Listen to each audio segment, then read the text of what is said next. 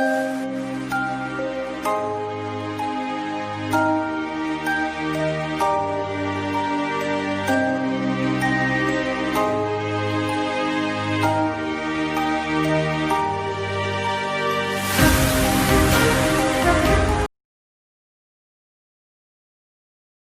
बच्चों, आज अपन पढ़ेंगे चैप्टर नंबर 8। उसकी होप आपको पहले वाली टॉपिक जो है वो सारी क्लियर हो गई होगी। और अब हम नेक्स्ट टॉपिक स्टार्ट करते हैं, वो है फंक्शन। फंक्शन किसे कहते हैं? फंक्शन एक यूज़र डिफाइंड डेटा टाइप है। जैसे आप जानते हो, यूज़र डिफाइंड डेटा टाइप का मतलब होता है जहाँ यूज़र अपनी सुविधा के अनुसार कोई भी डेटा टाइप बनाता है, उसे हम यूज़र डिफाइंड डेटा टाइप कहते हैं। अब फंक्शन क्या है? एक यूज़र डिफाइंड डेटा टाइप है। ये क्या करता है कि हमारे बड़े प्रोग्राम को छोटे प्रोग्राम में कन्वर्ट करता है और इसमें एरर फ्री भी करता है। भाई ज़्यादा एरर नहीं आते हैं इसमें, ठीक है।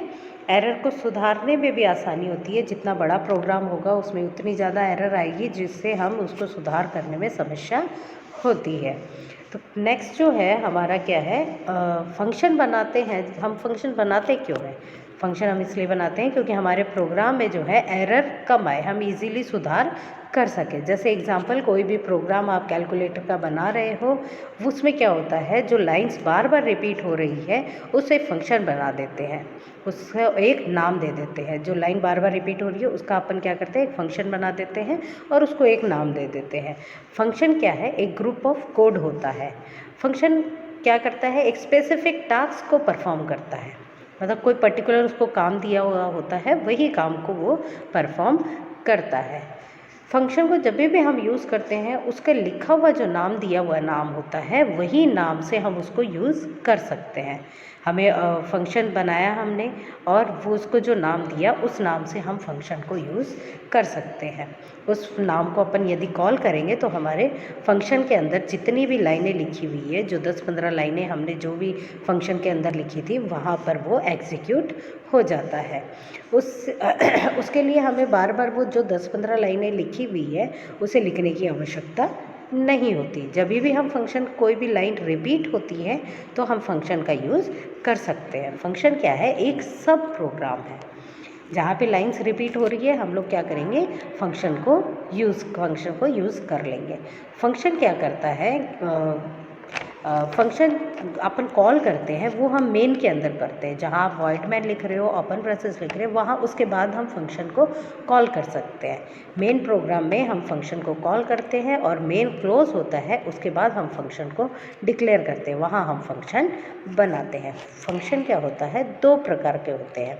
एक है बिल्ट इन फंक्शन और दूसरा है यूज़र डिफाइंड फंक्शन। फंक्शन कितने प्रकार के होते हैं?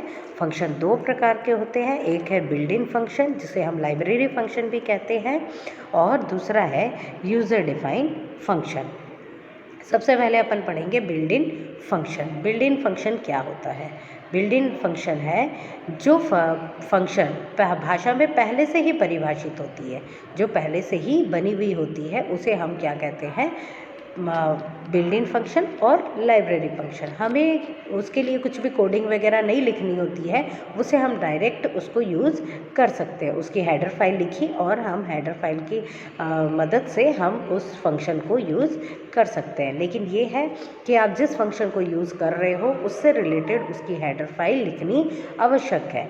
जैसे कोनियो लिखा, conio.h, इसके अंदर किसको किसको डिक्लेयर किया हुआ है? क्लियर स्क्रीन है, गेट ch है, जो आप फंक्शन में या प्रोग्राम में यूज़ करते हैं। तो यदि आप क्लियर स्क्रीन और गेट ch सिंपली लिखते हो, ठीक है, तो क्या करेगा, ये क्या करेगा, आपको सिंपली लिखते हो तो ये जो क्लियर स्क्रीन गेट ch है, ये सपोर्ट नहीं करेगा। यहाँ पे एरर दिखाएगा, अनडिफाइंड सिंबल बताएगा।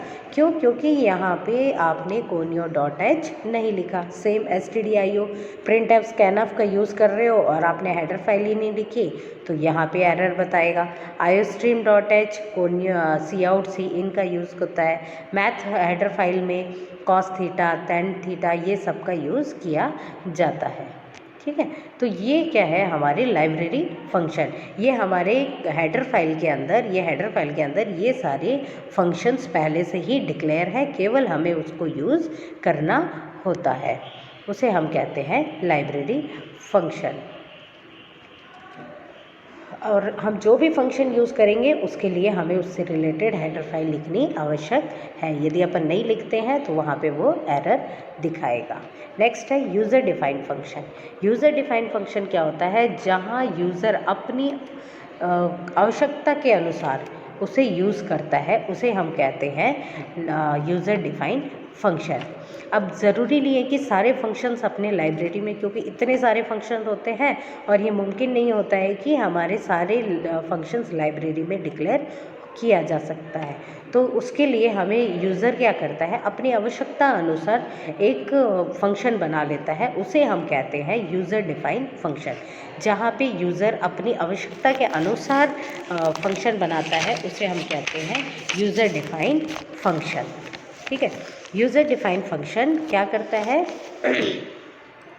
यहाँ पे क्या होता है, मेन के अंदर आप एक एग्जांपल देखते हैं हम लोग यूज़र डिफाइंड फंक्शन का। ठीक है,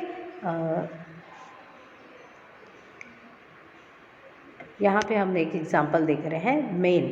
मेन यह किया, ओपन ब्रेसेस किया। यहाँ पे हमने फंक्शन को देखो कॉल किया है। यहाँ पे हमने क्या किया है, फंक्शन को कॉल किया है। देखो fun1 fun2 दो फंक्शन बनाए हमने, एक fun1 के नाम से बनाया, एक fun2 का। जैसे मैंने कहा था आपको, मेन फंक्शन के अंदर हम फंक्शन को कॉल कर सकते हैं, तो हमने यहाँ पे फंक्शन को कॉल किया था। फंक्शन को हम अपनी सुविधा के अनुसार नाम दे सकते हैं। और इसका क्या है, ये जो भी नाम दिया हुआ है जैसे fun1 fun2, ये हम अपनी सुविधा के अनुसार दे सकते हैं। और इसमें क्या होता है, जो रूल्स है आपके आइडेंटिफायर के रूल्स हैं, वो सारे रूल्स इस पे अप्लाई होते हैं। फर्स्ट लेटर कैरेक्टर होना चाहिए, अल्फ़ाबेट होना चाहिए, है ना, स्मॉल या कैपिटल, डिजिट से स्टार्ट नहीं होता है, और स्पेस, वाइट स्पेस का यूज़ नहीं होता है।